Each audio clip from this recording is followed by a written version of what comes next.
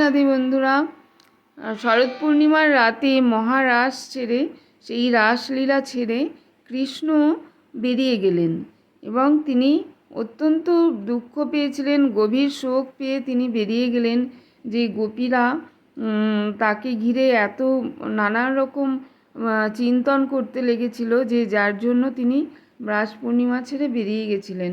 গোপীরা তখন আকুল হয়ে কৃষ্ণের বিরহে তারা সকলেই উন্মাদ হয়ে গেলেন এবং তারা পরস্পরকে বলতে লাগলেন, আমি সেই কৃষ্ণ। অচিরেই তারা একত্রিত হয়ে উচ্চস্বরে কৃষ্ণের নাম কীর্তন করতে লাগলেন এবং যমুনার তীরে এখানে ওখানে তারা তখন কৃষ্ণকে খুঁজে বেড়াতে লাগলেন।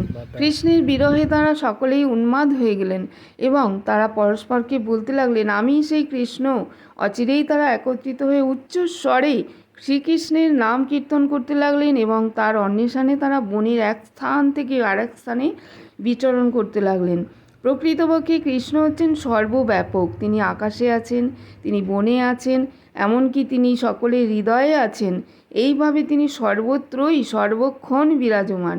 গোপীরা বৃক্ষ ও লতাদের কৃষ্ণের সম্বন্ধে জিজ্ঞাসা করতে লাগলেন। বনে নানা রকম বড় বড় গাছ এবং ছোট ছোট লতাগুল্ম ছিল এবং তাদের সম্বোধন করে গোপীরা বলতে লাগলেন, হে বটবৃক্ষ, তুমি কি মধুর হাস্যে চারিদিক আলোকিত করে তার বাঁশি বাজাতে বাজাতে নন্দনন্দনকে এদিক দিয়ে যেতে দেখেছ?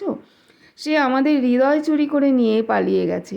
যদি তুমি তাকে দেখে থাকো তাহলে দয়া করে তুমি আমাদের বলো কোন দিকে সে গেছে।